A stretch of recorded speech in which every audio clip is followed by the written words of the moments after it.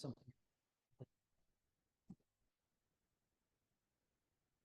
This is a reading that I almost made as the meditation, but I was like, no, this needs to stand by itself. This is called Everybody's In by Lori Walke, who is a UCC. Gracious God, is it the glitter? Some people think it's the glitter that make the Pride Parade like heaven. Pearly gates, streets of gold. Surely heaven has as much glitter as the Pride Parade. There's definitely enough glitter here to make a person believe that the Pride Parade is like heaven. Some people, of course, do not think the Pride Parade is like heaven. After all, who would let these people in?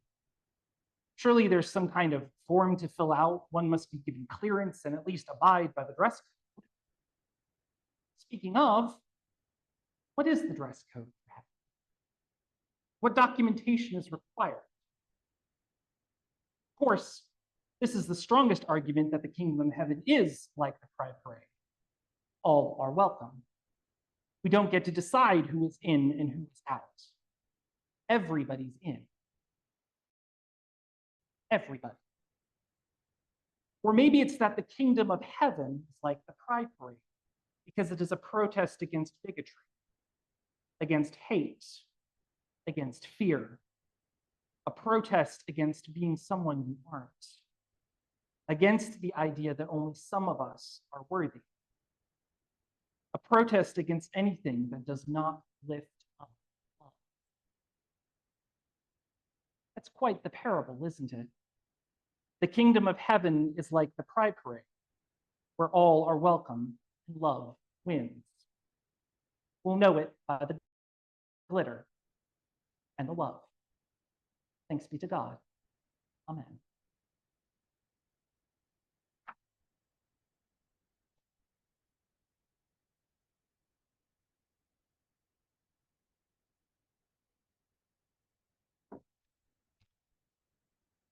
It is always an honor to be among you, but it is especially an honor to stand before you during this vibrant and celebratory time of Pride Month. As many of you know, June is a time when many communities recognize and honor the history, struggles, and triumphs of the LGBTQIA2S+ community. It is a month of parades, of rainbow flags flying high, and of stories shared about love, identity, and the enduring fight for equality. As we come together this morning, we not only celebrate, but also reflect on the deeper meaning of pride and most importantly, how it aligns with our Unitarian universal values. For far too long, the threads of our society have excluded, marginalized, and ostracized those who dared to be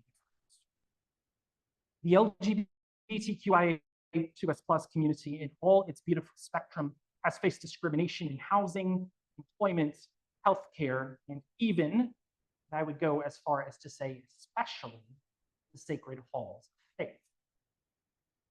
But Pride Month is a defiant celebration. It is an impassioned proclamation that we will not be confined to the margin.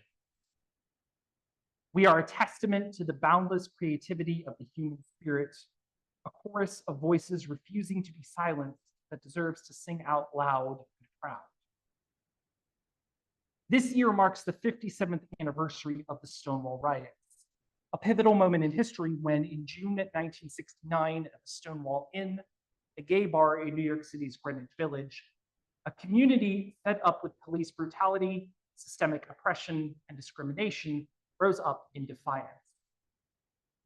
Marsha P. Johnson, Sylvia Rivera, and countless others, many of whom were Black and transgender women, ignited a fire that continues to burn brightly today as a broader right. Their courage reminds us that pride is not just a parade, it is a protest. It is a call for action, a demand for a world where everyone, regardless of sexual orientation, gender identity, thrives. In 2024, the conversation surrounding queer rights has thankfully evolved. We are moving beyond the simplistic binary of gay and straight. We acknowledge the richness of the spectrum, adding to our vocabulary terms like non-binary, gender fluid, and asexual. Each of these identities comes with its own unique experiences and challenges. This expanding lexicon reflects the incredible diversity within the community, and it reminds us that human experience is a tapestry woven with countless threads, not just a single shade. Moreover, LGBTQIA2S+ individuals also hold multiple intersecting identities, including race, ethnicity, religion, and socioeconomic status. These intersections can compound discrimination and marginalization of individuals. It is not unusual for queer people of color to often experience racism within the broader LGBTQIA2S+ community and homophobia or transphobia within their racial or ethnic communities. There are also many LGBTQIA2S+ individuals who identify as being divergent, which adds an extra layer of nuance to their lived experiences and how they relate to the world and the people in it. These are reminders to us of exactly why our commitment to justice and equality must be intersectional. We must strive to understand and address the unique challenges faced by these intersections of marginalized identities. This means actively listening to and uplifting the voices of those who are most often silenced or ignored. It means recognizing that the fight for LGBTQIA2S+ rights is connected to other struggles for justice, including racial justice, economic justice, environmental justice, and disability rights. The fight for equality is far from over. In 2023, the Supreme Court's decision in Doe v. Boyer School District dealt a blow to transgender students, allowing schools to deny them access to restrooms that align with their gender identity. As recently as last Tuesday, a federal judge blocked Title IX rule changes that would have extended anti-discrimination protections to trans students in 5 states. Trans people, especially BIPOC trans women, continue to face disproportionate violence. Of the 32 known transgender people killed in fatal violence in 2023, 50% were Black trans women. Hate crimes against the LGBTQIA2S+ community are on the rise, particularly in vulnerable communities. We cannot turn a blind eye to these injustices. In the face of adversity, let us hold on to love as our guiding light. Love in its purest form transcends all boundaries. It celebrates all of the vibrant diversity. As Unitarian Universalists, we believe in the inherent worth and dignity of every person. We are called to challenge the forces of hate and division with a radical message of inclusion and acceptance. We have been doing so for hundreds of years. Our values are not and cannot just words. They are a call to action, a challenge to live our values in the world and to truly bring them to life for a world that is desperate to both. Pride Month offers us a profound opportunity to reflect and to recommit ourselves to ongoing work of inclusion and justice. This Pride Month, let us not just celebrate, but also take action.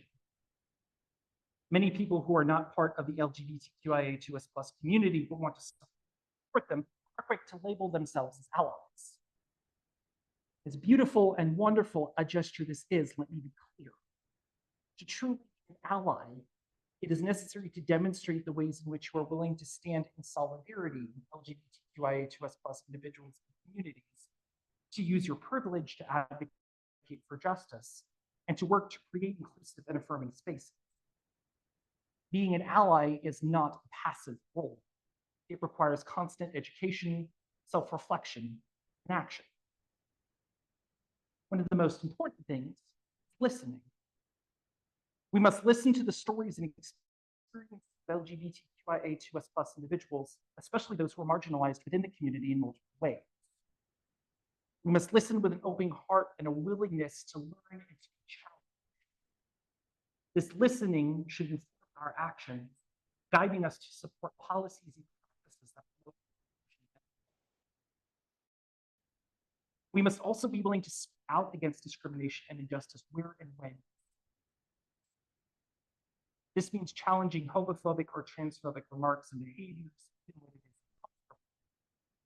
It means advocating for queer rights in our workplaces and communities.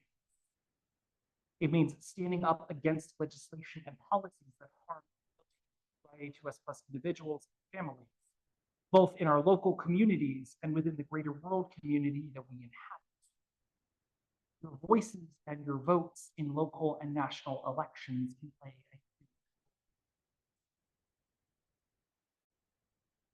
While significant progress has been made, there is still much work to be done. Discrimination, violence, and marginalization continue to plague LGBTQIA2S+ individuals and communities. Transgender and gender-expansive individuals, particularly those of color, face alarmingly high rates of violence and discrimination. Queer youth are more likely to experience bullying and homelessness and are at greater rates for suicide and self-harm. Legal protections vary widely, and in many places, individuals still lack basic rights and protections, or are having what rights and protections they had walked back by recently introduced legislation. Our faith calls us to action. It calls us to stand up against injustice and to work for a world where everyone can live with dignity and respect. This work requires us to be persistent and courageous. It requires us to build coalitions and engage in advocacy. It requires us to hold ourselves and our communities accountable to the values that we profess and allow ourselves to equally be held accountable. As we celebrate Pride Month, let us remember the history and the struggles that have brought us to this moment. Let us honor the bravery and resilience of those who have fought for LGBT. Let us commit ourselves to the ongoing work of creating a more just world. May we listen to the stories of individuals with open hearts and minds.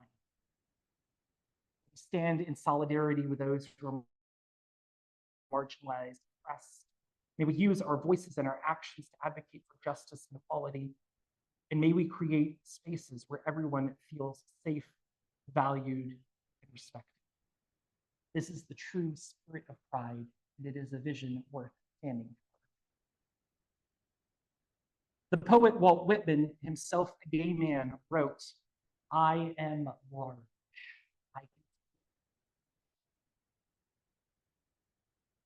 Let this be our mantra for Pride Month and beyond. Let's celebrate the multitudes within ourselves and within our community. Let us embrace the beautiful spirits and unwavering pursuit of liberation. May it ever continue to be so. Let's be. Amen.